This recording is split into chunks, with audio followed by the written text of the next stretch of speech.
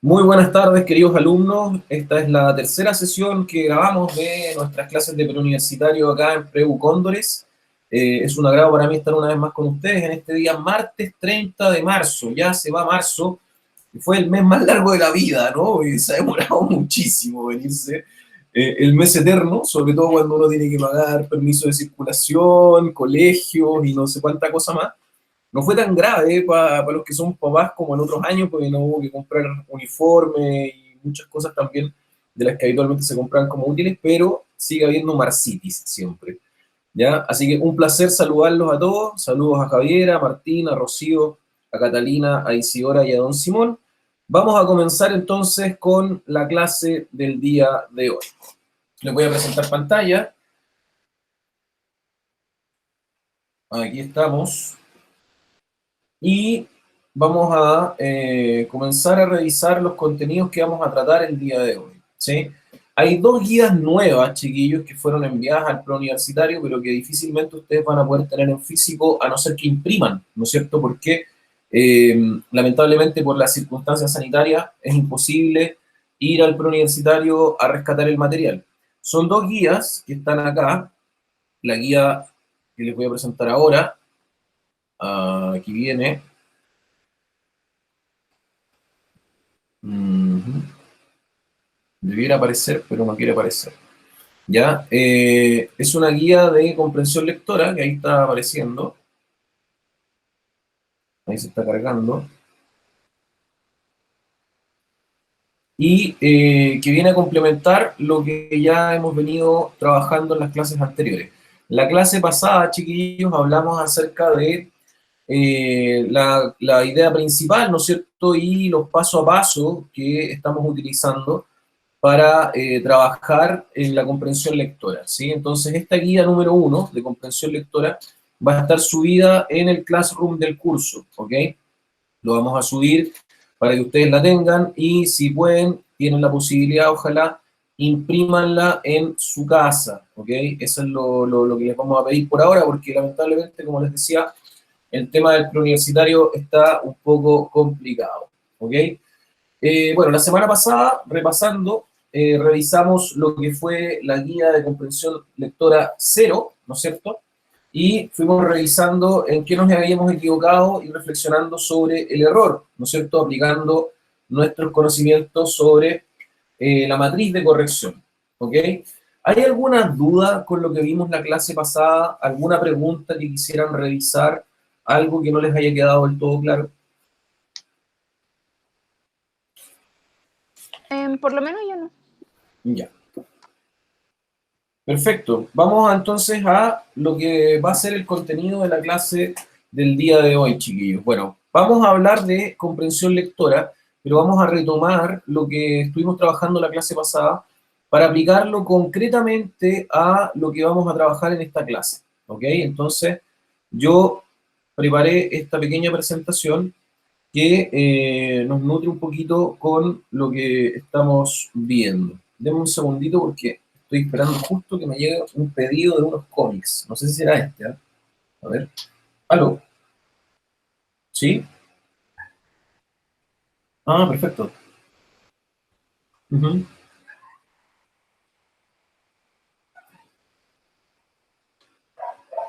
Me dijeron que se pagaba acá. Sí, sí.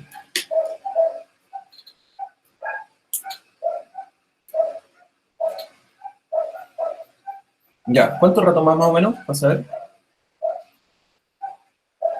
Ya, perfecto. Ahí me pinché y no. Listo. Gracias. Ya, es que hizo un pedido de cómics a la tienda Shazam y, y son dos cómics re buenos. Cuando lleguen ahí se los voy a mostrar. Ya, comprensión lectora, chiquillos. Método de resolución de ejercicios y desarrollo de habilidades. Nosotros ya la semana pasada trabajamos el paso a paso, ¿no es cierto?, de la comprensión lectora, lo que proponemos. Voy a cerrar un poquito la ventana porque hay un perrito que ladra mucho. Ya, ahí sí. Entonces, yo les decía que hay que tener un cierto protocolo, ¿no es cierto?, como para poder trabajar y para poder concentrarnos en la tarea que queremos hacer. Siempre que usted se enfrente a un texto, tienen que tener claro estos tres conceptos: silencio, focalización y concentración.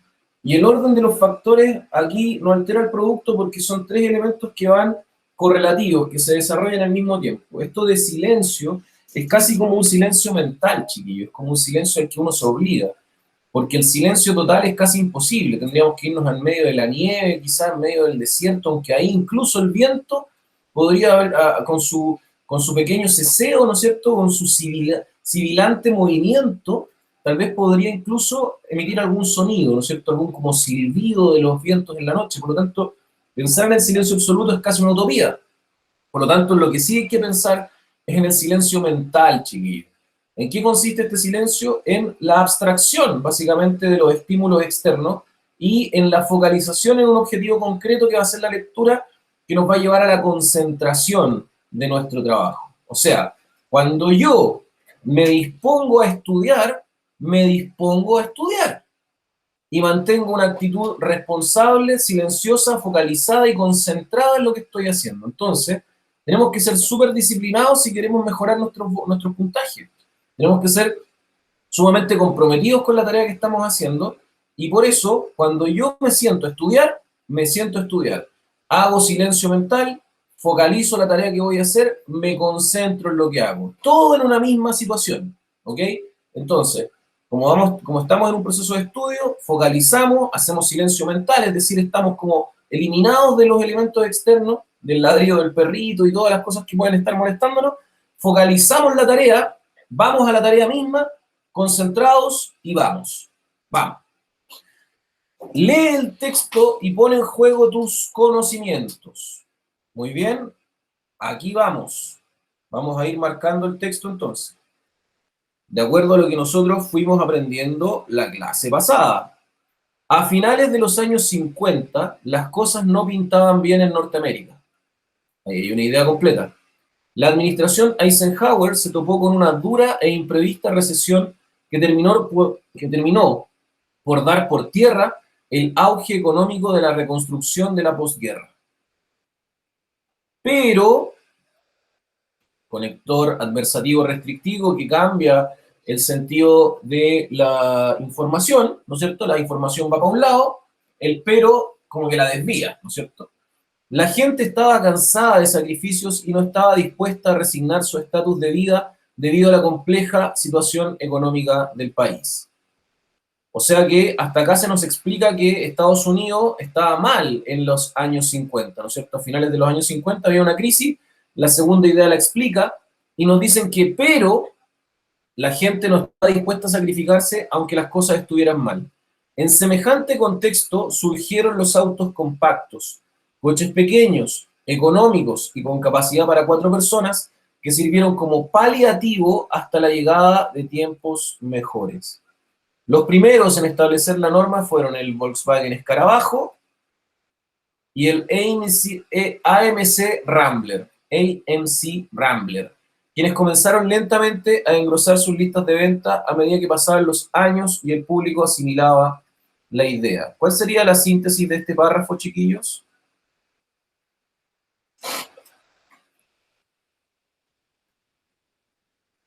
Pongamos al principio, crisis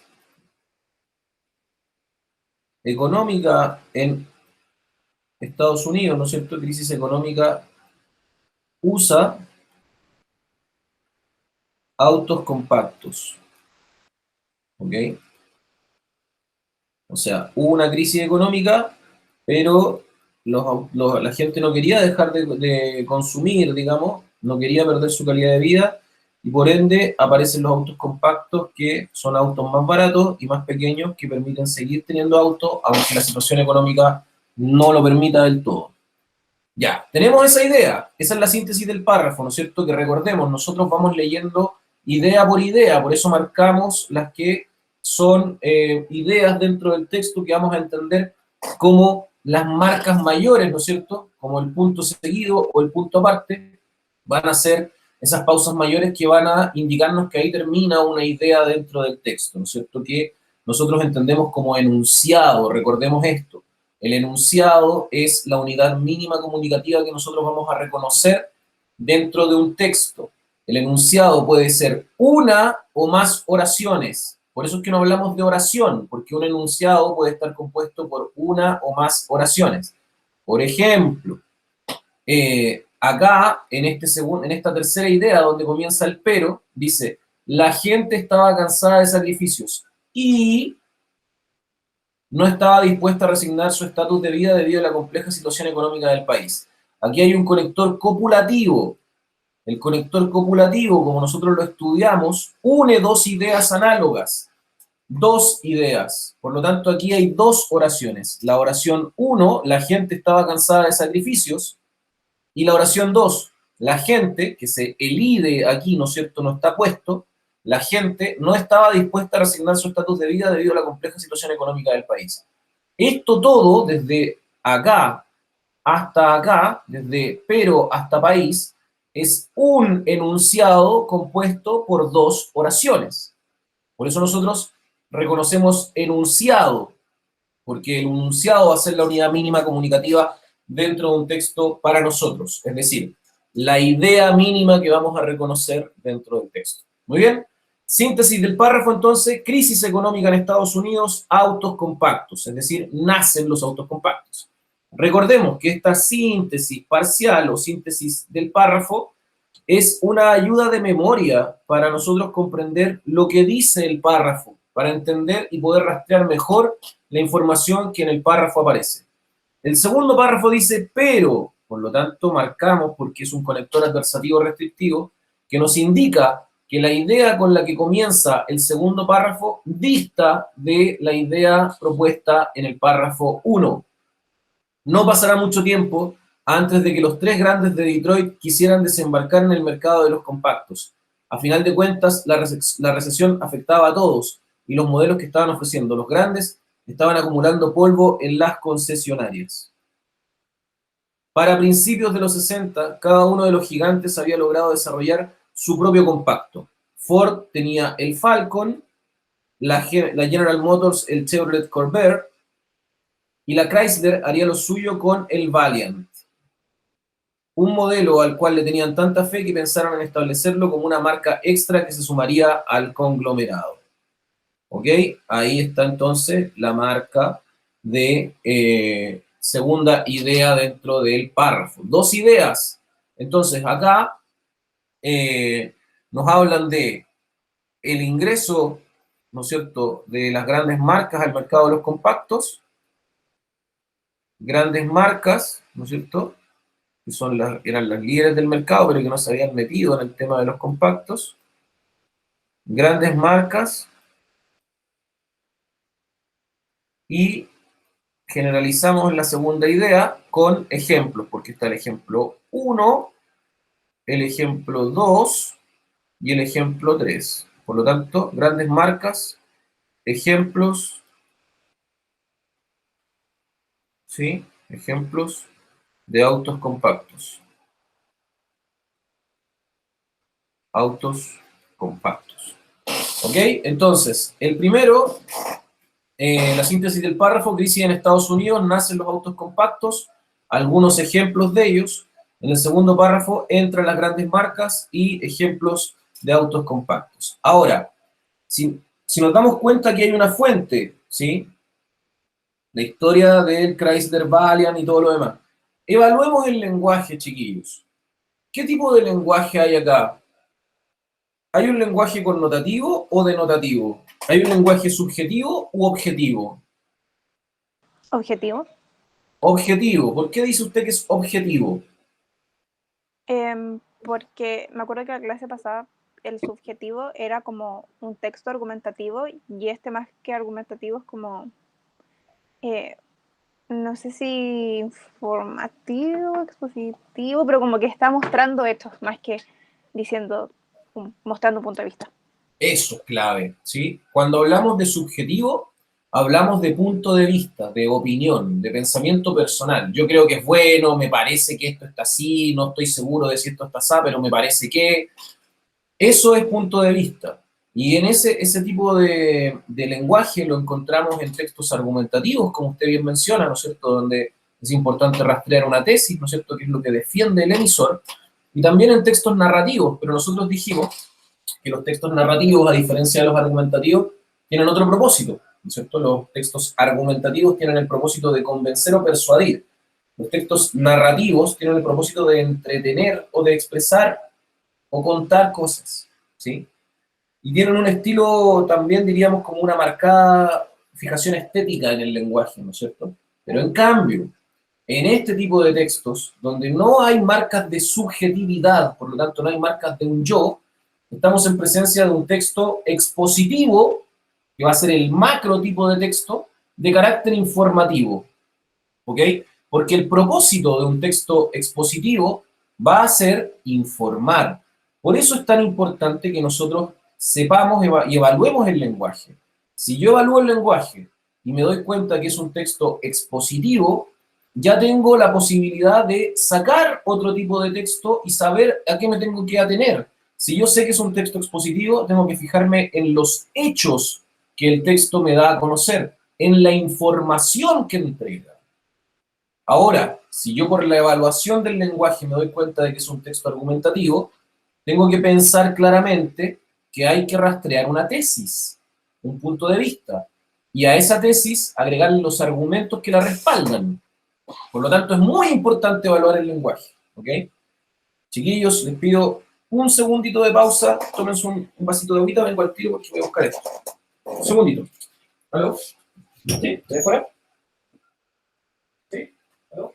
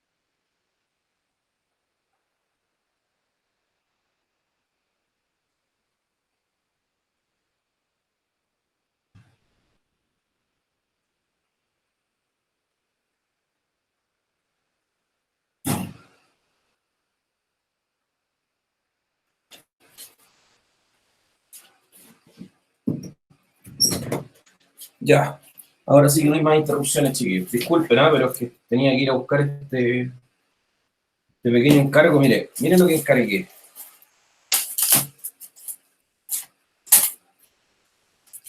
Son, este es un manga, este que está acá, que es de el mangaka japonés Hiro Taniguchi. Se los recomiendo muchísimo. Este manga se llama El almanaque de mi padre, y es una historia muy personal. Hiro Taniguchi siempre hace historias o cuenta historias que son muy de como, son súper íntimas, son historias muy personales, y en esta como que reflexiona sobre la figura de su padre y la historia que lo conectó con él. Es como uno de los mangas más conocidos de Hiro Taniguchi, pero cuesta encontrarlo, y en la tienda Chazam, hay una tienda que está ahí en el barrio Italia, ahí la tienen, pero es difícil ir, pues, sobre todo ahora en cuarentena. Pero habilitaron un sistema de reparto y está súper bonito, mire la edición. Es como un libro bien tapita dura y es manga, pues entonces se lee al revés. Mire, qué bonito. Y el otro que me encargué es este, que se llama Regreso al Edén. Es de un escritor español que se llama Paco Roca y que cuenta la historia de una familia en Valencia en los años 40 en España, después de la Guerra Civil. Ustedes saben que España vivió una guerra civil cruenta entre el año 1936 y el año 1939, que dividió al país y que generó un reguero de sangre. Imagínense una guerra civil, se mataban entre hermanos, una guerra fratricida, diríamos, ¿no es cierto? Y después de que terminó la guerra civil, en la que triunfó la Falange, que era el partido político conservador y que llevó al dictador Franco al poder y que estuvo 45 años en el poder en España, ese tiempo fue muy duro para la gente en España. Y Paco Roca lo retrata en la figura de esta familia y nos muestra cómo era la España de posguerra. Es muy bonito el dibujo y la edición también es muy linda, si se fijan, ¿no? Es una edición bien bonita de la editorial vasca Astiber. Bueno, excelente. Ya, perdón por mi lapsus literario. Yo sé que no tiene que ver con esto. Tiene que ver en alguna medida porque igual usted se va a dar cuenta que cuando trabajemos el lenguaje y la preparación para la PDT, si usted maneja hartos referentes, también le va a servir al momento de llegar a enfrentarse a textos, porque va a tener más ideas y va a poder relacionar más cosas. ¿Ya? Eso es importante también. Estábamos en este texto y yo les decía que había que evaluar el lenguaje, ¿no es cierto? Porque el lenguaje nos indicaba también el propósito. Y dijimos que este texto tenía un lenguaje objetivo o denotativo, lo que nos indicaba que podría pertenecer a un tipo de texto expositivo, ¿no es cierto? Y porque entregaba una información. Eso es importante. Vamos adelante. Recuerda, siempre en el paso a paso para poder comprender un texto. Separar los enunciados. ¿Por qué? Porque cada enunciado es una idea diferente. Y haz síntesis locales. ¿Por qué? Porque son pequeños resúmenes del párrafo que nos permiten comprender mejor lo que leemos, ¿ok? Comprender mejor lo que leemos. Entonces, ahí tenemos el párrafo, ¿no es cierto? Si nosotros ya lo leímos haciendo una lectura activa, identificamos la síntesis de párrafo, ¿no es cierto? Crisis en Estados Unidos, nacimiento de los autos compactos, ingreso de las grandes compañías de automóviles al mercado de los autos y ejemplos de lo mismo. Veamos entonces cómo contestamos la pregunta. ¿Cuál es la idea principal del primer párrafo? ¿Cuál es la idea principal del primer párrafo? A. Las similitudes entre Rambler y Volkswagen. B. La creación de los autos compactos en Estados Unidos. C. Las causas de la recesión norteamericana. D. Las consecuencias de los autos compactos. E. Los años 50 y el periodo posguerra. ¿Cuál sería la correcta? Según yo, la B. Usted dice que es la B. ¿Quién dice que es otra? ¿Hay alguien que esté en contra de la B? Que diga que es la C, la D, la E o la A. ¿No? Ya. ¿Quién fue quien me contestó? Rocío. Yo, sí, la recibo. Rocío. La creación de los autos compactos en Estados Unidos. ¿Por qué no es la A? ¿Por qué no es la A? La similitud entre Rambler y Porque Volkswagen. el primer, ¿cómo se llama? Párrafo hablaba como de por qué como gracias a la recesión económica se crearon como los autos compactos. Ajá. Y, Entonces como, o sea, sé que cuando nombran marcas es porque nombran las marcas que sacaron los autos compactos, más que compararlos. perfecto. Aquí lo que vamos a empezar a usar, Rocío, es lenguaje técnico, ¿ya? Cuando nosotros encontremos que una alternativa es muy específica, es decir, cuando solamente se refiere a una parte del párrafo y no a todo lo que el texto pide, ¿no es cierto? Que nos dice cuál es la mejor síntesis para todo el párrafo, es decir, para todo el párrafo 1, ¿no es cierto? Nosotros nos vamos a dar cuenta que nos dicen las similitudes entre Volkswagen y Rambler, y eso solo está aquí, ¿no es cierto? Solo está en esta parte del párrafo. Por lo tanto, es muy específico. No abarca todo lo que el párrafo necesita. No es lo que estamos pidiendo. No es la idea principal del primer párrafo. Es una idea demasiado local, demasiado pequeña, demasiado específica. No es esa. Las causas de la recesión norteamericana. ¿Por qué no es correcta las causas de la recesión norteamericana? Porque, hoy no me acuerdo si las nombraba, pero es como una introducción, yo creo. O sea, creo que tampoco lo dice. ¿Cómo por qué? Si no lo dice, es no pertinente, ¿ya? O sea que si no está contestando a lo que nos están diciendo, porque nunca habla de las causas, ¿no es cierto? Dice, los años 50, las cosas no pintaban bien en Norteamérica. Una dura e imprevista recesión que terminó de dar por tierra el auge económico de la construcción, reconstrucción de la posguerra. Ahí podríamos decir que hay una pequeña causa, pero hasta ahí nomás. Por lo tanto, diríamos que la C es muy amplia, porque habla solo de las causas de la recesión norteamericana y no nos sirve para lo que estamos hablando, que es la creación de los autos compactos en Estados Unidos. Esta es la correcta porque apunta a justamente lo que pide la pregunta. ¿Cuál es la idea principal del primer párrafo? Las consecuencias de los autos compactos, esta alternativa, utilizando lenguaje técnico, es no pertinente, porque no habla de las consecuencias de los autos compactos. Nunca dice los autos compactos provocaron, qué sé yo, 100 choques. No, no habla de ello, por lo tanto tampoco es correcta. Los años 50 y el periodo de posguerra es muy amplia, porque no habla de los años 50 y el periodo de posguerra, habla de algo en particular del periodo y que es justamente la creación de los autos compactos en Estados Unidos. ¿Entienden por qué es la B y no las otras? Sí. Ya. La creación de los autos compactos en Estados Unidos, alternativa correcta. 2. Vamos, Javiera. ¿Está por ahí, Javiera?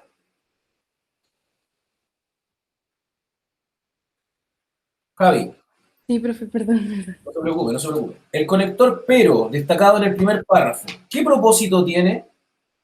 Oponer dos situaciones determinadas, plantear requisitos para un hecho, presentar una solución a un problema, enumerar las causas de un suceso o volver a explicar un acontecimiento. ¿Qué hace ese pero ahí?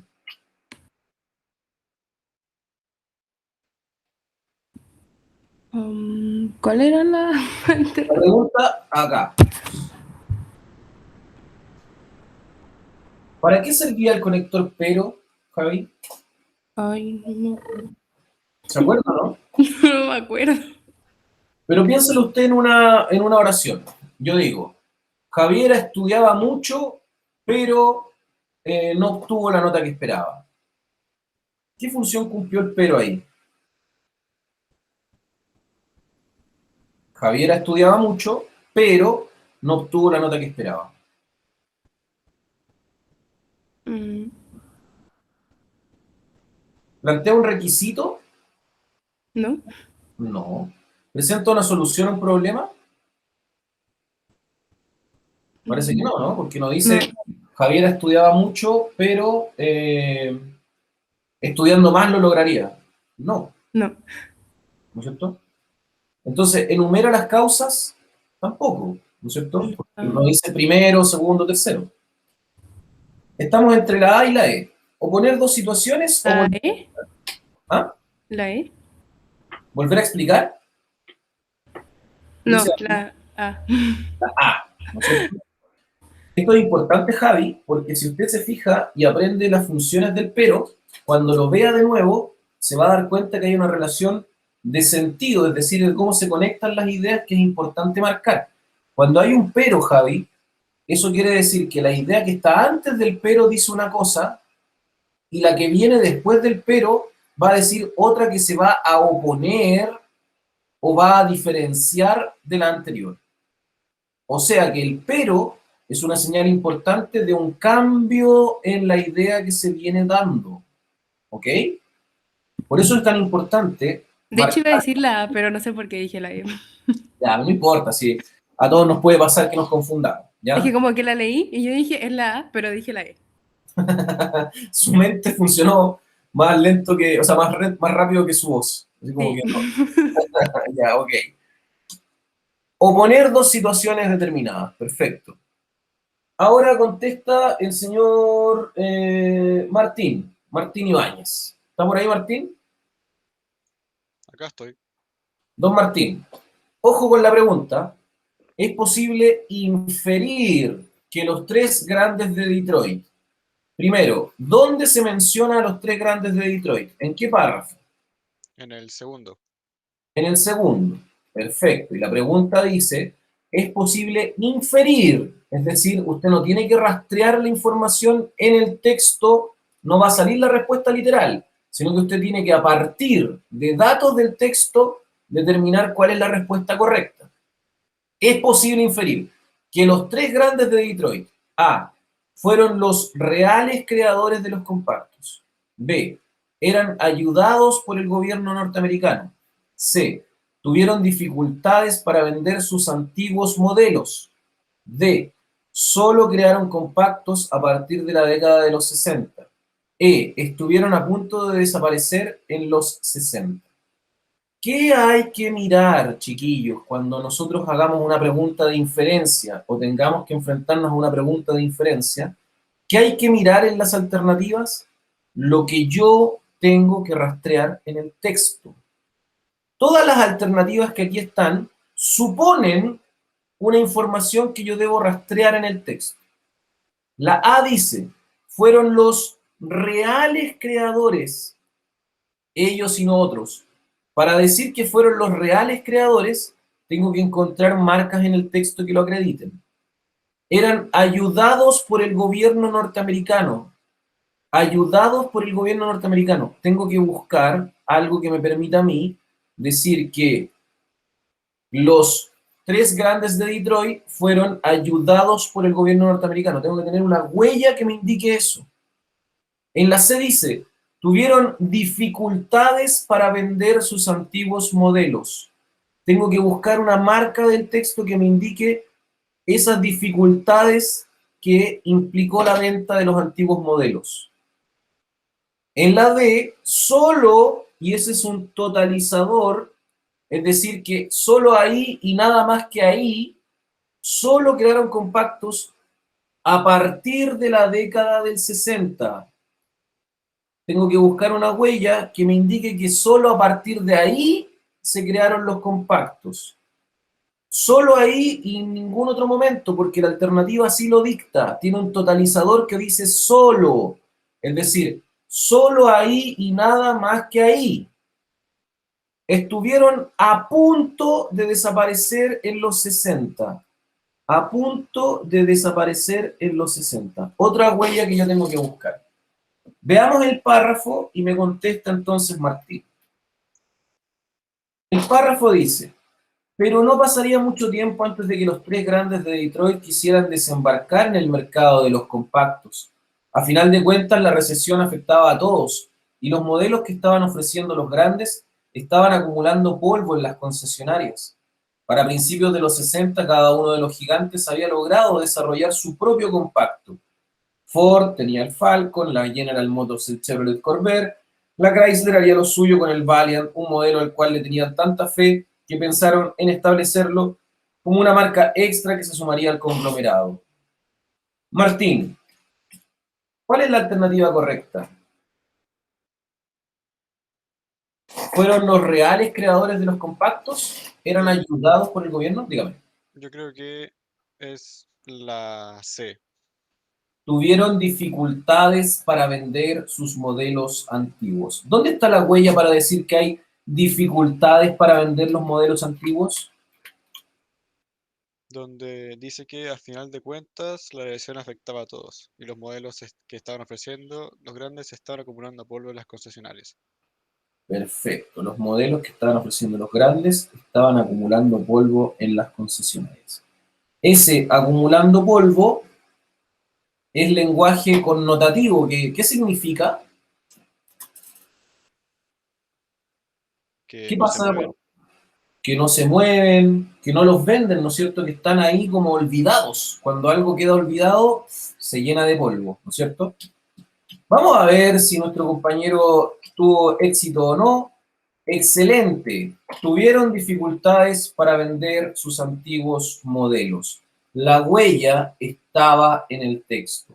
Si yo no tengo una huella para respaldar la inferencia no es válida. ¿Estamos? Podemos afirmar que los tres grandes de Detroit son podemos afirmar que los tres grandes de Detroit son. Esta es una información que se puede encontrar literal en el texto, por lo tanto es una pregunta de rastreo de información. Rastreo de información. ¿Dónde puedo encontrar esta respuesta? Lo contesta Isidora. ¿Está por ahí? Sí, Hola Isi, ¿cómo le va? bien. Ya, ¿cuáles son los tres grandes de Detroit? Eh, Ay, estaban ahí. Ujú. Ford, Ya, GP, no me acuerdo cuál era, y Chrysler, no sé cómo se dice. perfecto. Ford, General Motors o GM, da lo mismo, y Chrysler, ¿no es cierto? Vamos a ver. Podemos afirmar que los tres grandes de Detroit son General Motors, Rambler y Ford. No. Ford, Chevrolet y Chrysler. Ya. Volkswagen, no, porque está arriba, ¿no es cierto? Ford y Chevrolet. Chrysler, General Motors y Ford. Ojo. Falcon, Chrysler y Rambler. Vamos a ver. Chrysler, General Motors y Ford. Esta pregunta es mucho más fácil, ¿no es cierto? Porque es una pregunta que es rastrear la información, localizar la información. Perfecto. Vamos a ver con esta, Catalina, la frase un modelo al cual le tenían tanta fe del último párrafo puede interpretarse como, acá no tenemos que volver al texto, sino que tenemos que quedarnos solamente en la pregunta porque nos dicen la frase, nos preguntan por la frase y la frase está acá. Por lo tanto, yo no tengo que salir del texto de acá. Un modelo al cual le tenían tanta fe del último párrafo puede interpretarse como un vehículo del que dependía la salvación de la empresa, un diseño de auto con altas expectativas, un vehículo que corregiría todos los errores pasados, un modelo con características de otro mundo, un diseño esperado por todo el continente americano. ¿Cuál sería la correcta, Cata? Eh, o sea, yo creo que la B, no sé. Vamos a ver. Correcto. Un diseño de auto con altas expectativas. Ustedes dirán, profe, pero estas preguntas aparecen en la prueba. Aparecen en la prueba. ¿Sí? Le van a pedir interpretar una oración, una frase o un texto y usted tiene que saber transformar un tipo de lenguaje a otro tipo de lenguaje. En este caso, es un parafraseo o es decir lo mismo con otras palabras. Un modelo al cual le tenían tanta fe, es decir, ese es el connotativo, ¿no es cierto? Es un diseño de auto, un modelo con altas expectativas, le tenían tanta fe, ¿sí? O sea, es pasar de lo connotativo a lo denotativo, de lo subjetivo a lo objetivo. ¿Perfecto? ¿Alguna duda con esto? No, Ya. Vamos entonces con la guía. No es. Estamos acá. Acá está la guía de comprensión lectora, entonces la vamos a descargar. La vamos a dejar en el escritorio. Y yo la voy a subir inmediatamente al Classroom del curso, ¿ok? Entonces, lo pongo acá para que ustedes la tengan y la puedan trabajar.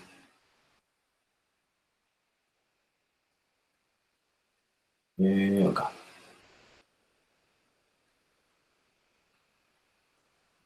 Perfecto. Prueba día martes. Está toda la información ahí, chiquillos, para que la puedan ver y descargar también, ¿ya? Guía de comprensión lectora número 1, ¿ya? Entonces, vamos a añadir archivo.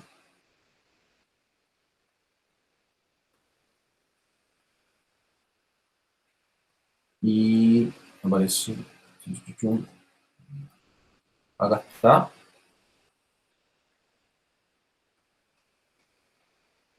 Ya. Ahí la tienen y la pueden ir revisando desde ya, ¿ok? Guía de comprensión lectora número 1, vamos a ella entonces. Acá estamos, ¿sí? Guía de comprensión lectora número 1. Agrandamos un poquito y vamos a trabajar con ella. Dice así, guía de comprensión lectora. Esta guía será el inicio de muchas que aprenderás una serie de estrategias cognitivas y metacognitivas para comprender mejor. Te invitamos a estar dispuesto y motivado en este nuevo camino. ¿Por qué necesitamos hacer nada para encontrar soluciones a nuestros problemas? Vamos a ir marcando aquí mientras vayamos leyendo, ¿sí? Porque es importante que tengamos la posibilidad de ir marcando lo que el texto nos va diciendo, ¿ok? Es importante para que podamos comprender bien qué es lo que estamos leyendo, ¿ok? Ustedes van a ir marcando. Dice así. Primero, siempre recuerde focalizar el título. ¿Por qué focalizamos el título? Porque activamos nuestros conocimientos previos. Si no sabemos nada del texto, da lo mismo, pero igual conocemos algunas palabras, las hemos escuchado en el lenguaje coloquial o en los diálogos que tenemos en nuestro día a día. Por lo tanto, podemos también comprender ciertas cuestiones que el texto nos va a decir. El título es, ¿por qué necesitamos hacer nada para encontrar soluciones a nuestros problemas? Es una pregunta retórica, una pregunta que no espera mucha respuesta, sino que más bien es como el pie para ir desarrollando lo que vendrá. Hacer nada, yo me acuerdo del comercial de Limón Soda, ¿no es cierto? Haz todo, haz nada. Hacer nada, es decir, ¿por qué necesitamos vagar o estar echados o siendo ociosos para encontrar soluciones a nuestros problemas? Parece que nos está diciendo el título. Por lo pronto yo puedo empezar a elucubrar cuál sería la idea del texto, ¿no es cierto? Y tal vez nos va a hablar acerca de la procrastinación, ¿no es cierto? Esa característica que tenemos algunos de desviarnos de lo que estamos haciendo y meternos en ramas y ramas. O tal vez nos va a hablar de el ocio, ¿no es cierto? Que también puede ser. Bueno, no sabemos. Ya activamos nuestros conocimientos previos, sí. El cerebro necesita entrar en modo avión para ser más creativo. Fíjese, modo avión. O sea, quienes manejamos un celular y quienes entendemos el lenguaje, lo comunicativo del celular, entendemos lo que es el modo avión, ¿no es cierto? Pero fíjese que ustedes de ya, a partir del título y de este pequeño subtítulo, ya podría estar sacando, por ejemplo, receptores tipo de este texto. ¿A qué tipo de receptor irá dirigido este texto? Probablemente como a gente más joven, porque igual usa como vocabulario como del celular. Exacto. Probablemente a gente más joven porque utiliza un vocabulario que maneja un grupo etario definido, ¿no es cierto? Más joven. Un abuelo, si lee esto, tal vez no va a entender lo que es el modo avión, ¿no es cierto? Se va a imaginar un aeroplano, tal vez, quién sabe. Y eso, paradojalmente, lleva a otra interpretación, porque si usted piensa, el cerebro necesita entrar en modo avión para ser más creativo. Uno dice modo avión, o sea que tiene que volar. El cerebro tiene que pensar en muchas cosas, tiene que hacer muchas cosas para poder entrar para ser más creativo. ¿Será eso el modo avión? ¿O será ese modo avión donde el cerebro tiene que como resetearse y quedarse en cero? Se da cuenta que dependiendo de si manejamos o no la terminología, le podemos dar uno u otro contexto a la información. Clave esto. Vamos entonces con el texto. Dice, si consideras que no hacer nada es un síntoma de vagancia o te sientes culpable por ello, estás equivocado. Ahí tenemos la primera idea, ¿no es cierto?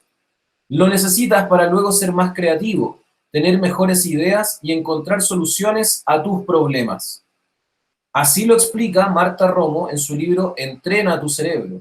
La mayor parte de las investigaciones neurocientíficas se centran en lo que nos ocurre cuando hacemos determinados ejercicios, pero apenas se estudia qué nos sucede cuando estamos ensimismados o en babia. Eso debe ser como estar haciendo nada, ¿no? Los científicos del Spanish Resting State Network se han puesto manos a la obra y han analizado qué cableado neuronal se activa en esos momentos. ¿Ya? Vamos a hacer algo. Vamos a cortar este texto.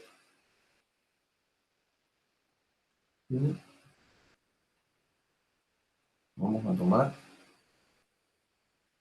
Y lo vamos a llevar acá.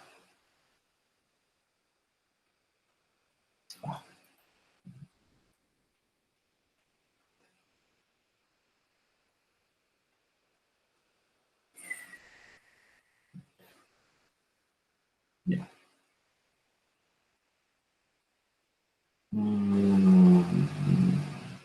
Aquí empieza. Aquí está el título.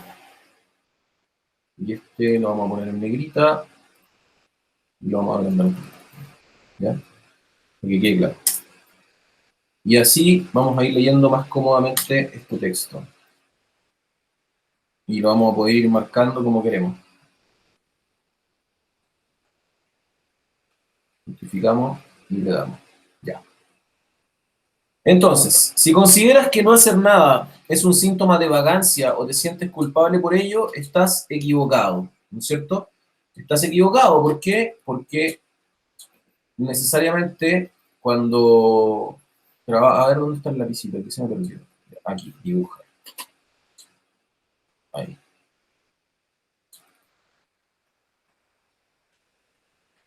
Estás equivocado. Lo necesitas para luego ser más creativo, tener mejores ideas y encontrar soluciones a tus problemas. Así lo explica Marta Romo en su libro Entrena tu cerebro. La mayor parte de las investigaciones neurocientíficas se centran en lo que nos ocurre cuando hacemos determinados ejercicios, pero apenas se estudia qué nos sucede cuando estamos ensimismados o en babia. O sea, eso no se estudia. Los científicos del Spanish Resting State Network se han puesto manos a la obra y han analizado qué cableado neuronal se activa en esos momentos.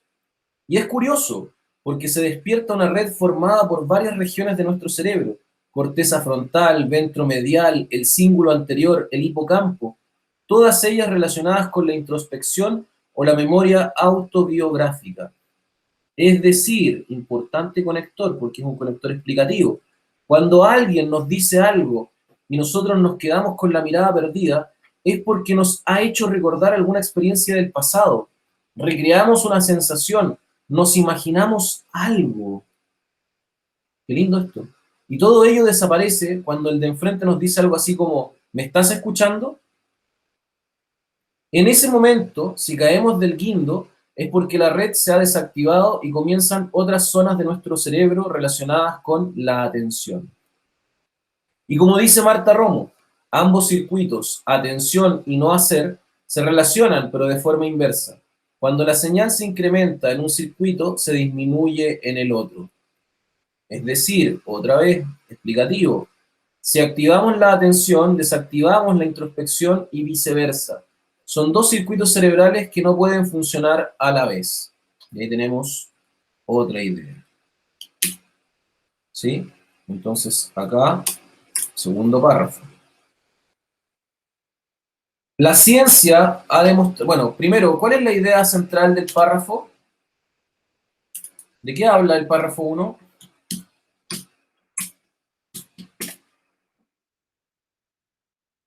¿De qué nos habla?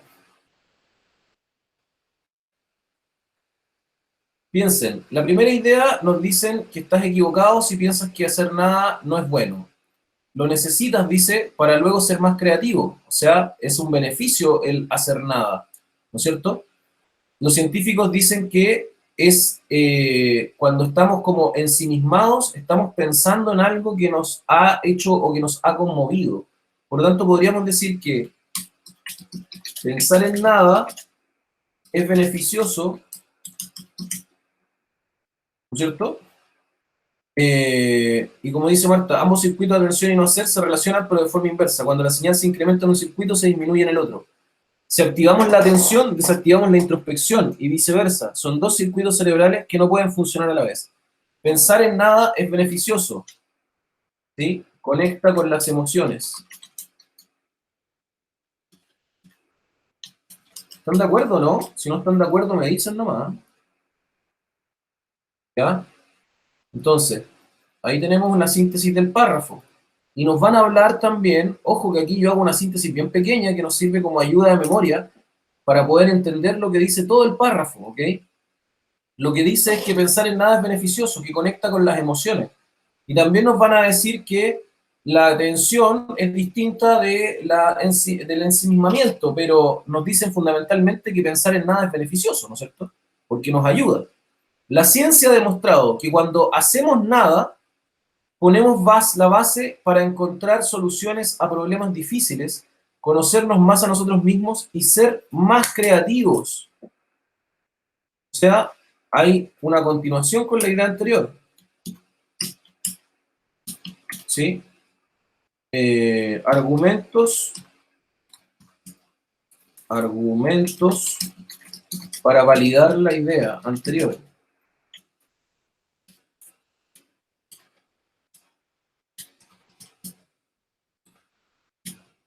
Perfecto. Argumentos para validar la idea anterior. Lógicamente, a la hora de encontrar buenas soluciones, necesitamos introspección, meditar bien las cosas, y para conseguirlo, un buen aliado es poner el cerebro en reposo. ¿Sí? Poner el cerebro en reposo. No consiste en ver la televisión o estar con el móvil, sino en hacer tareas sencillas, agradables o directamente hacer nada, tumbados en el sofá, contemplando una puesta de sol o mientras perdemos la mirada en algo. ¿Ok? Aquí vamos a corregir. ¿Sí? En algo que nos distraiga.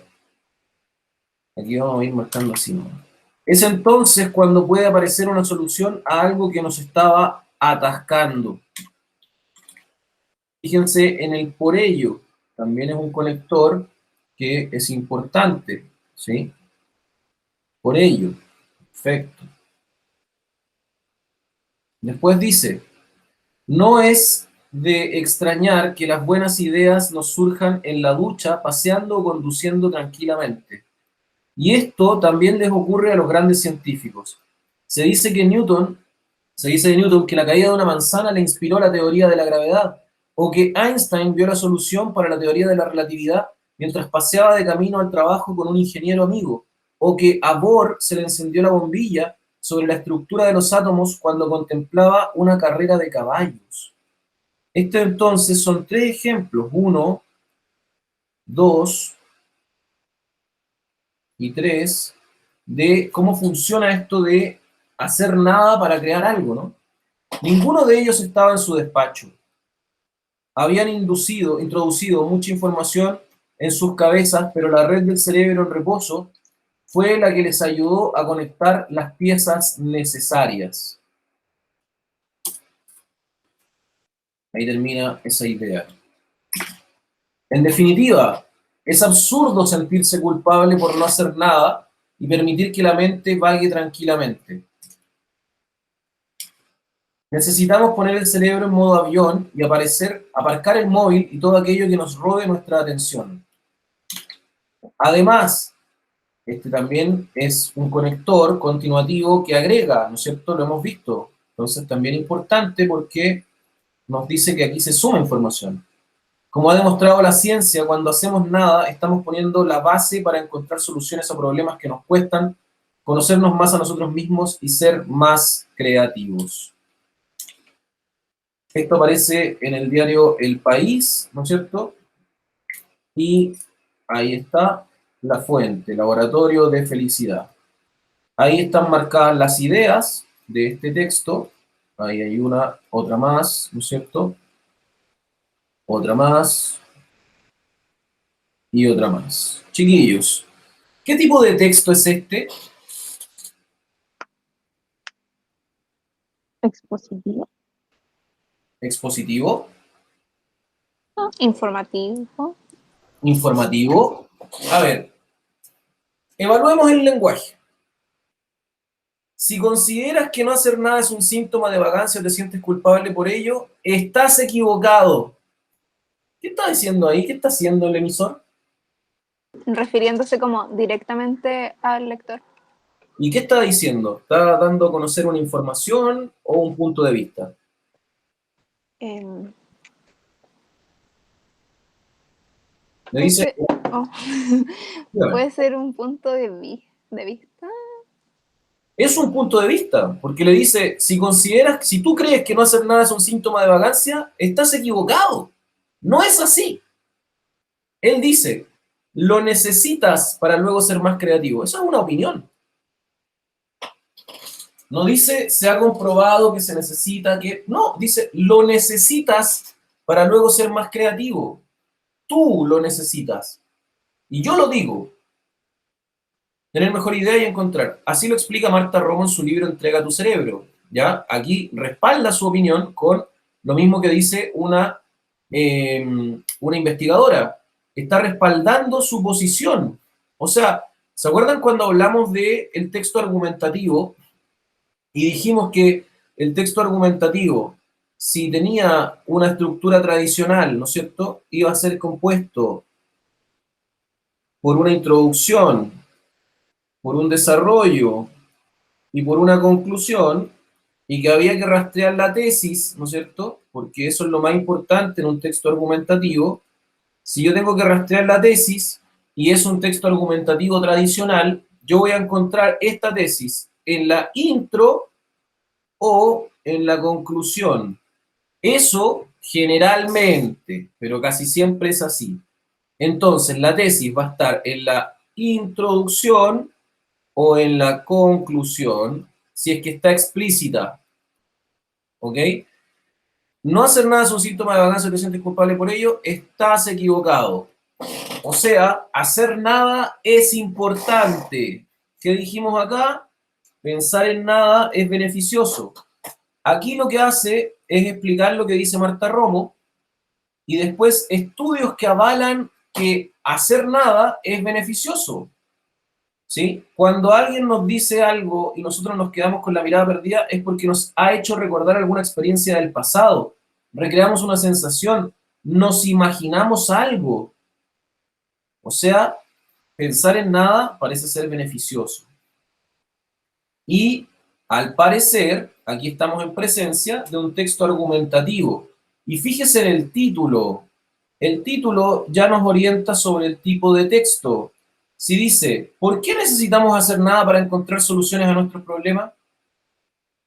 Ya hay una pregunta a la que hay que dar una respuesta con un punto de vista. Por lo tanto, yo ya como de entrada podría pensar que quizás esto es un texto argumentativo. ¿Sí? Pero si es argumentativo, sí o sí debo rastrear la tesis. Después dice, la ciencia ha demostrado que cuando hacemos nada podemos hacer argumentos para validar la idea anterior. Argumentos para validar la idea interior. O sea, argumentos que están relacionados con una tesis. Después, en este párrafo, ¿no es cierto? Lógicamente, a la hora de encontrar buenas soluciones necesitamos introspección, etcétera. Serían como los pasos, ¿sí?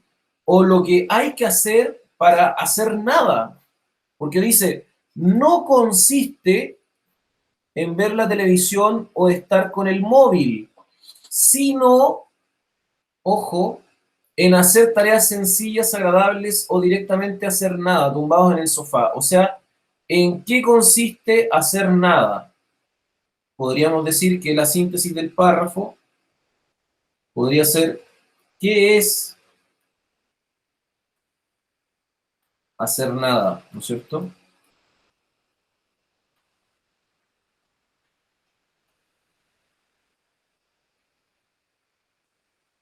Y fíjese el último párrafo.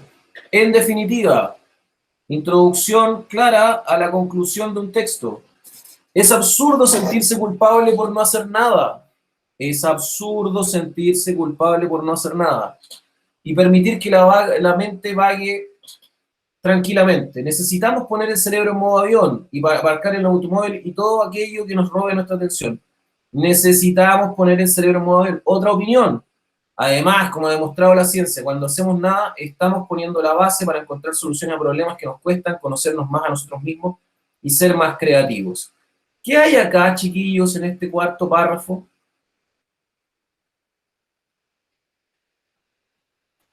¿Qué podemos rastrear aquí?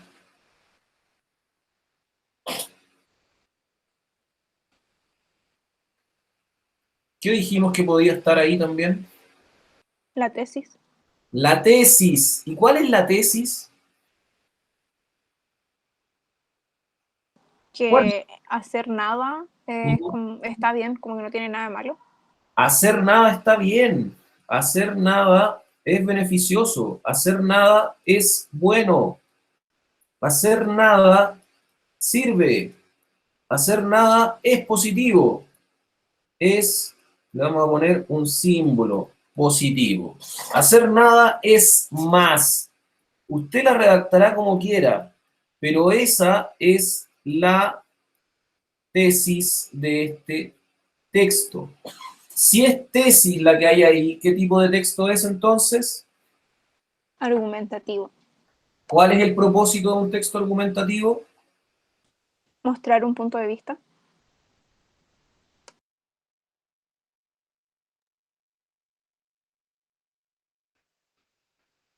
El propósito, chiquillos, el para qué se escribe un texto argumentativo es para convencer o persuadir. ¿Ok? ¿Cuándo vamos a convencer, chiquillos? Y esto es importante y lo vamos a hacer en un nuevo Word, porque esto me interesa que les quede muy claro, es fundamental. Entonces, acá estamos. Vamos a hablar del texto argumentativo. ¿Sí? Propósito. Esto es clave. Propósito. Es decir, ¿para qué se escribe el texto? ¿Ya? A esa respuesta responde, o sea, a esa pregunta responde el propósito del texto. Cuando ustedes les pregunten, ¿cuál es el propósito de un texto argumentativo? Es decir, ¿para qué se escribe el texto? Usted tiene que decir, se escribe para convencer o persuadir. ¿Ok? Convencer o persuadir. ¿Estamos? ¿Por qué convencer o persuadir? Nos planteamos la pregunta, ¿qué diferencia hay entre convencer y persuadir? Vamos a responderlo. ¿La saben o no? ¿Qué diferencia hay entre convencer y persuadir? ¿No? ¿O sí? Creo que no. No lo tengo muy claro. Convencer. Utiliza argumentos,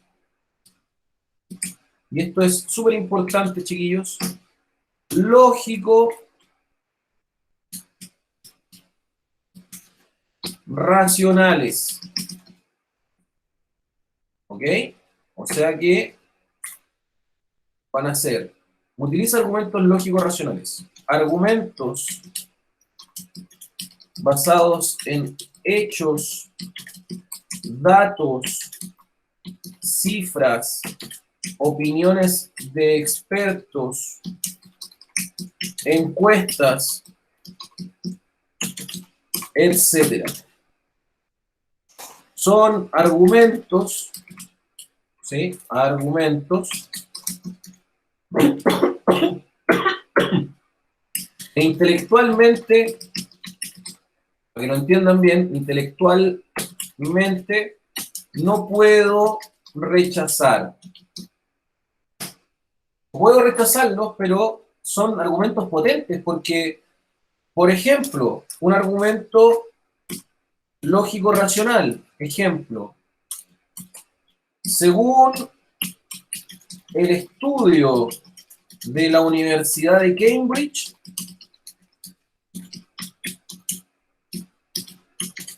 hacer nada es beneficioso.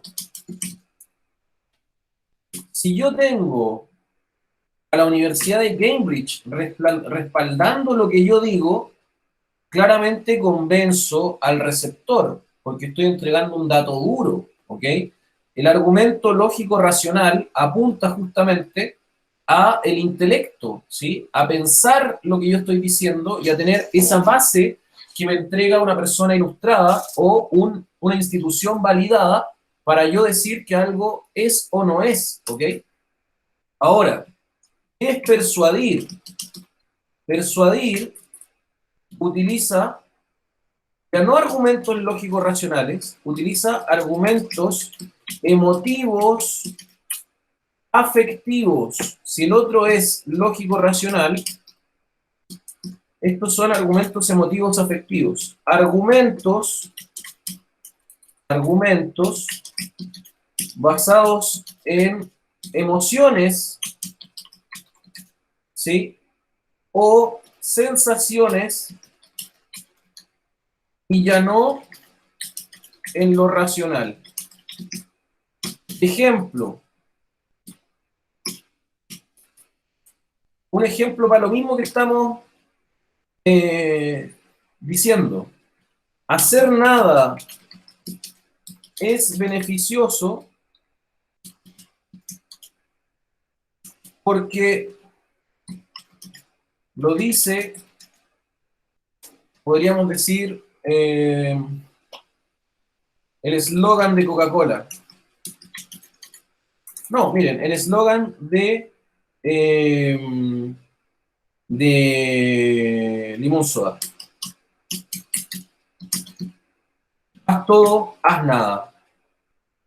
Pero el eslogan de Limón Soda lo que nos hace es como pensar que hacer nada es bacán. Como que hacer nada es genial porque yo me tiro y como que me relajo, qué bacán. Pero no apunta a lo racional, sino apunta a las sensaciones, a lo que me genera, a lo que me impacta emocionalmente. No lo pienso, sino que lo siento. Entonces, un texto argumentativo, ¿sí?, siempre va a tener un propósito que va a ser convencer o persuadir. Convencer porque utiliza argumentos lógicos racionales o persuadir porque utiliza argumentos emotivos afectivos. ¿Se pueden mezclar ambos argumentos en un texto expositivo? Se pueden mezclar argumentos emotivos afectivos y lógicos racionales. Pueden estar presentes en él. Entonces, lo más importante de un texto expositivo es un texto argumentativo, perdón. Argumentativo es... ¿Qué cosa? ¿Qué es lo más importante, lo que yo tengo que siempre rastrear en un texto argumentativo? La tesis. Perfecto. No tengan miedo, ¿eh? Si se equivocan da lo mismo, porque todos nos equivocamos, chiquillos. A todos nos pasa. Entonces, la tesis, fundamental, ¿sí? Fundamental, porque si yo no tengo tesis, no tengo texto argumentativo. Ahora, el propósito para convencer o persuadir. Ahí está convencer, ahí está persuadir. Lo más importante del argumento es la tesis. ¿Qué tipo de lenguaje ocupa el texto argumentativo? Era indirecto, pero no me acuerdo si era connotativo o denotativo. Connotativo, ¿no es cierto? El lenguaje que utiliza es connotativo o subjetivo, pues da a conocer, y esto es clave, un punto de vista. Y el punto de vista es la tesis, ¿ok? Porque eso es lo que cree. Entonces, cuando yo evalúo el lenguaje y me doy cuenta que el lenguaje es connotativo subjetivo, claramente digo texto argumentativo. A no ser que sea un texto narrativo, que lo vamos a identificar también rápidamente, pero si no, es claramente un texto argumentativo, ¿ok? ¿Dudas con esto? No. ¿Los demás? ¿Todo bien? ¿Les queda claro? Y todo claro. Ya. Esto es clave, chiquillos, ¿ah? Porque nosotros tenemos que ir evaluando los tipos de texto siempre cuando nos toque trabajar con comprensión lectora, porque desde ahí ya empezamos a dialogar con el texto. Esto se los voy a dejar también en el Classroom para que lo tengan como un pequeño resumen. Entonces, estábamos acá, lo leímos, ¿no es cierto? Leímos y vamos a las actividades.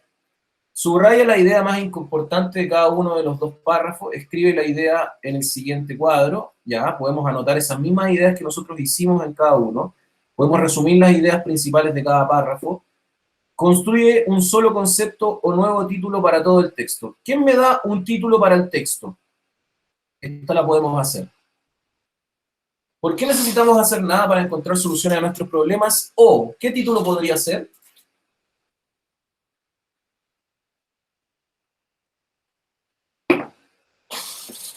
A la luz de lo que el texto nos dijo.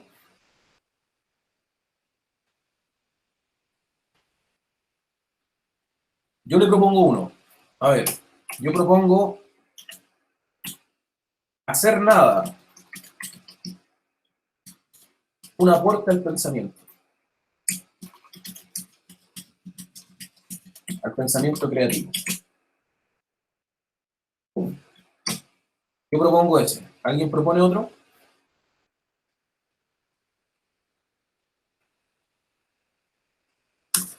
Alternativa. ¿Quién propone otro? ¿Nadie?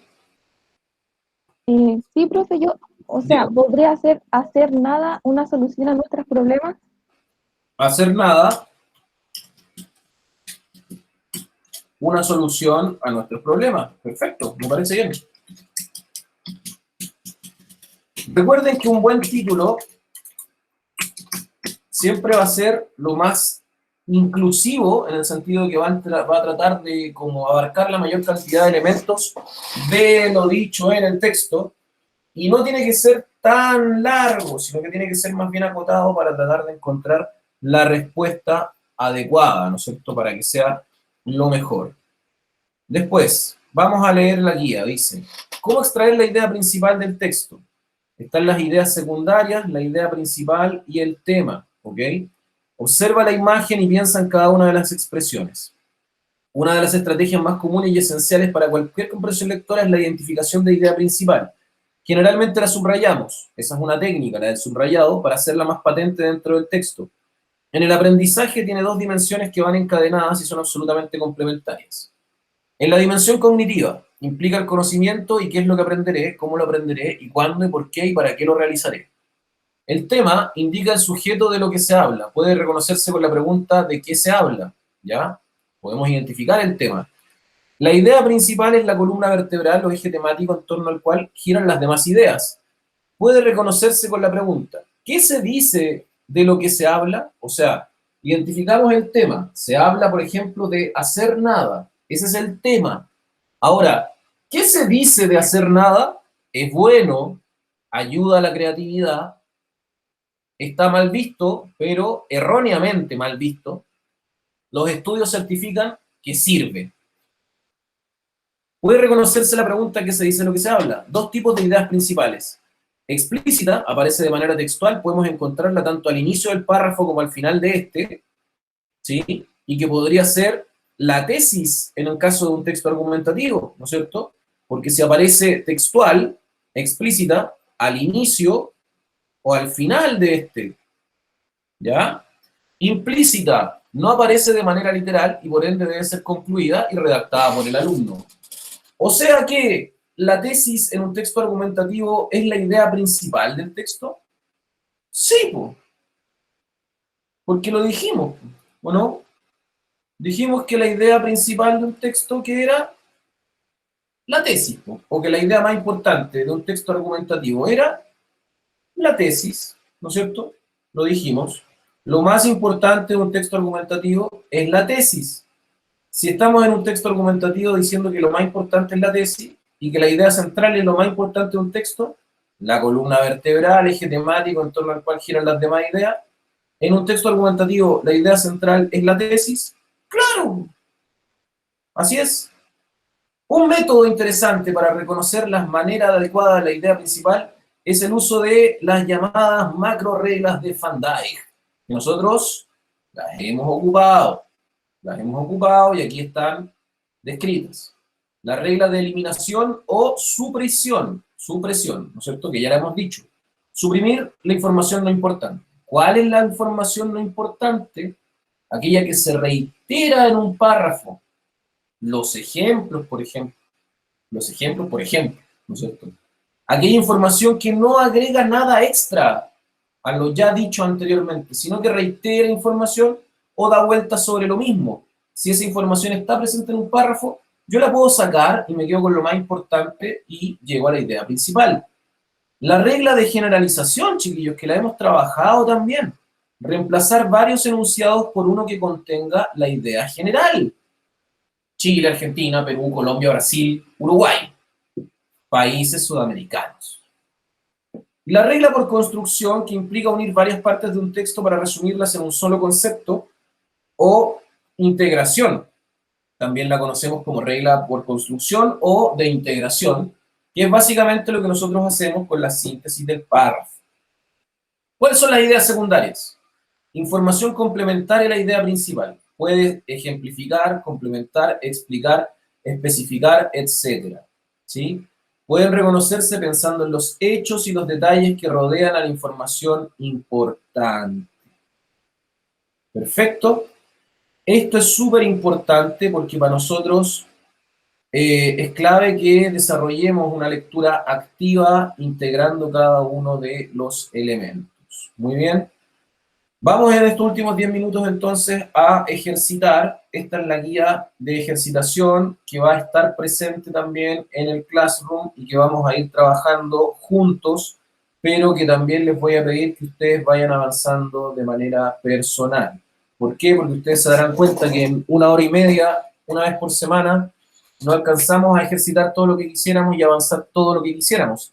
Por lo tanto, esta clase requiere de un trabajo en casa, ¿sí? Horas no presenciales dedicadas al estudio, chiquillos. Ustedes tienen que hacerse un horario donde tengan tiempo para estudiar lenguaje PSU o PDT, como le quieran llamar, y que se dediquen a eso, ¿ya? Que se dediquen a preparar material, que se dediquen a trabajar. Estos son los ejercicios que van a estar puestos acá.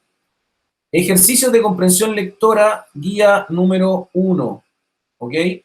Aquí aparecen varios ejercicios de comprensión lectora. Y lo que vamos a hacer es ver si alcanzamos a contestar una pregunta o dos preguntas del texto. A ver, ya, vamos a ver. Vamos a descargar el texto. Está en un documento PDF. Guardar. Y lo vamos a cortar. Y lo vamos a leer más rápido de lo que leemos habitualmente, ¿ya? Porque como yo les digo, esto de separar enunciados, hacer la síntesis de párrafo y todo, es una estrategia que vamos a ir entrenando y que usted, a medida que más la entrenemos, la va a ir desarrollando de manera intuitiva y va a poder entender mejor lo que el texto le va diciendo, ¿ok? Ahí está el texto. Y si se dan cuenta, nosotros ya estamos leyendo más rápido, ¿no? Estamos como identificando mejor las ideas y todo. Vamos a ver. Texto 1. El teatro occidental hunde sus raíces en la Grecia clásica, aquella que entre los siglos 7, 6 y 5 a.C. cimentó una grandeza cultural y artística que todavía nos deslumbra con frutos restantes de su talento. Ahí tenemos la primera idea.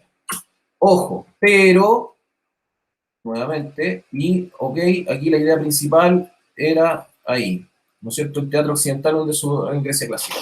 A nadie se le ocurrió de pronto la idea de construir un tablado y colocar sobre él los muñecos de farándula.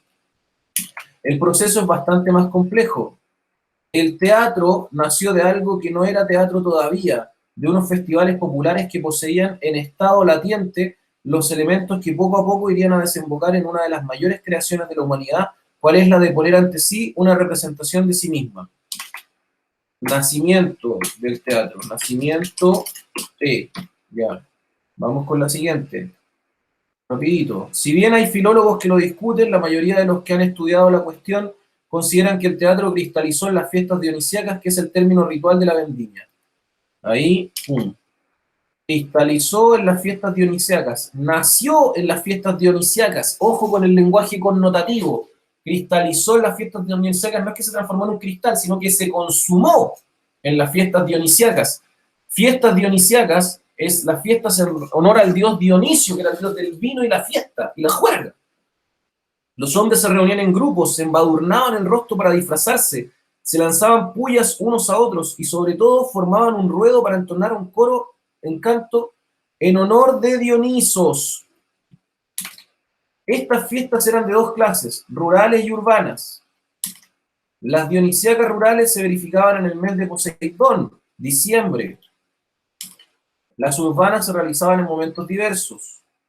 Fíjense que ahí, si yo soy lector activo, me estoy dando cuenta de las características de las fiestas dionisíacas, ¿no es cierto? Voy generalizando desde ya.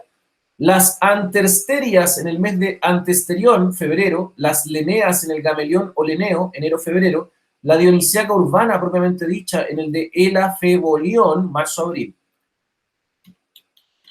En época de Pericles, seguía el siguiente programa. Primer día, probagón o preludio. Segundo, procesión, sacrificio, ideas y tirambos. Tercero, 5 comedias. Cuarto a sexto, una tetralogía por día. Séptimo, asamblea. Síntesis de este párrafo.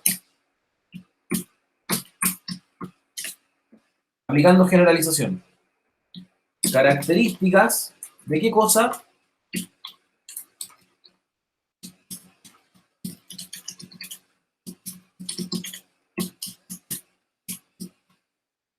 Dionisíacas. Y estos son el origen del teatro. ¿Ok? Importante esto porque nosotros vamos leyendo activamente y nos vamos dando cuenta de lo que nos dicen. Cristalizó en las fiestas dionisíacas. Y aquí empieza toda la descripción de lo que son las fiestas dionisíacas. Las características que tiene, dónde se hacían, cuándo se hacían, cómo se hacían. Todo eso son características. ¿Se dan cuenta, no?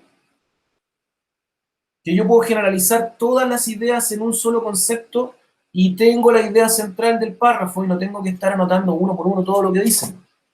Vamos con la pregunta porque aquí alcanzamos a hacer una pregunta. Ya, leímos el párrafo 3, ¿no es cierto?, activamente. Vamos acá entonces a la pregunta número...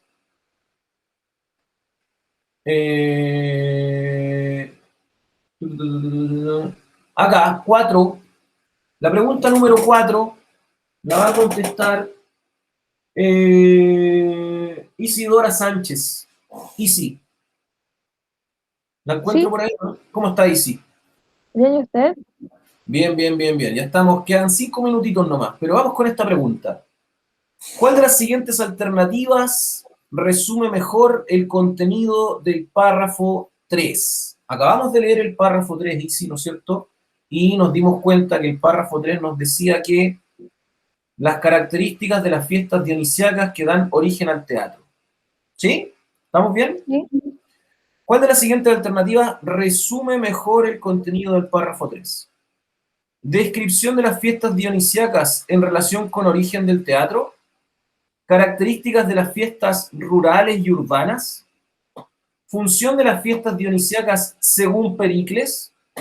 Participación de los hombres disfrazados que configuran el origen del teatro. Planteamiento del origen del teatro según el criterio de los filósofos. Oh,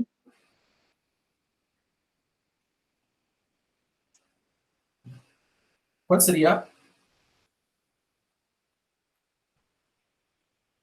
¿puede ser la B? La D. No, la B. La B. Características de las fiestas rurales y urbanas.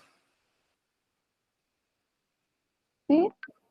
Si usted se fija, el párrafo 3, porque nos están preguntando por todo el párrafo, ¿habla solo de las fiestas rurales y urbanas o habla de más cosas? Fíjese en el párrafo 3. En grupos de monadas, estas fiestas eran de dos clases, ¿sí? Rurales y urbanas.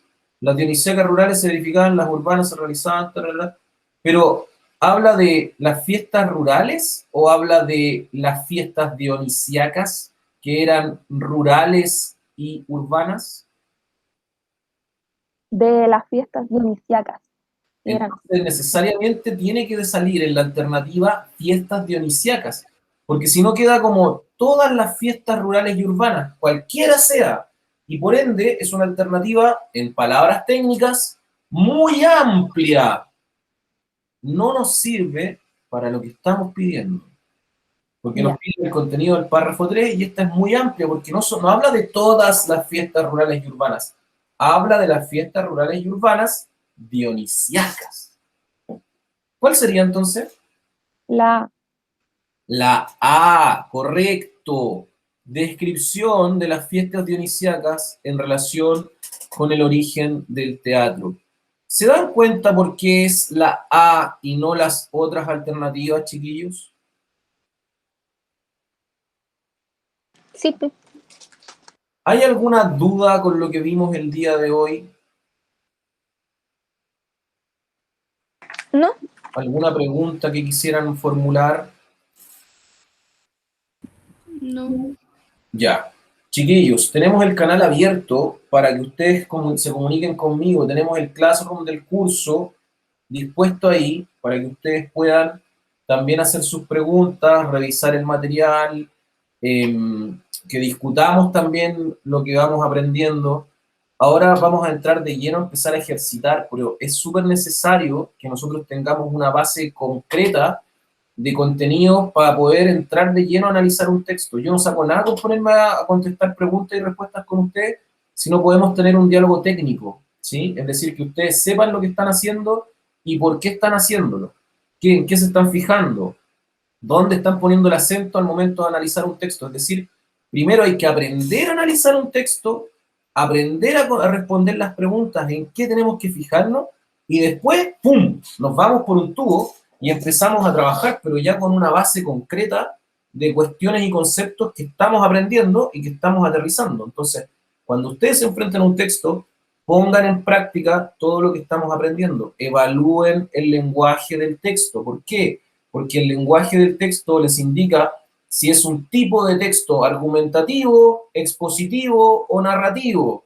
Si es subjetivo el lenguaje que hay ahí o connotativo, es decir, que se puede interpretar de múltiples visiones, pero es subjetivo, habla desde un yo, ¿no es cierto? Estamos hablando de un texto argumentativo o narrativo. ¿Cuándo será argumentativo?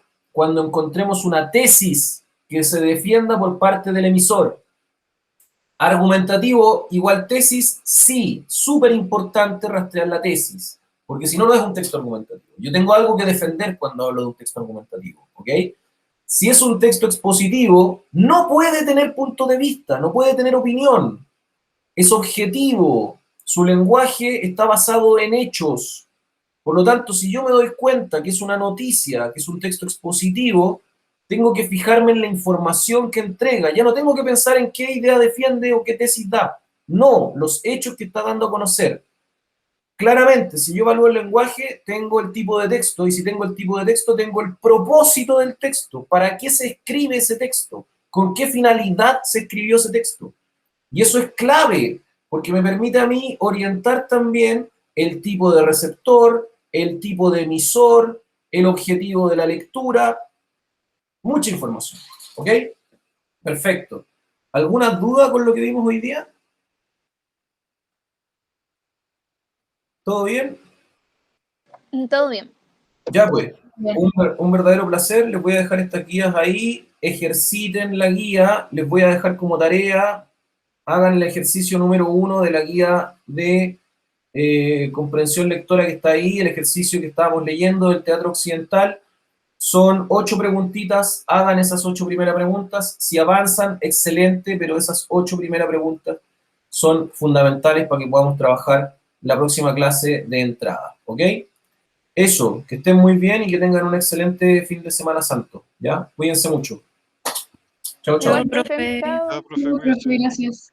Chao, que estén bien, ¿ah? Adiós.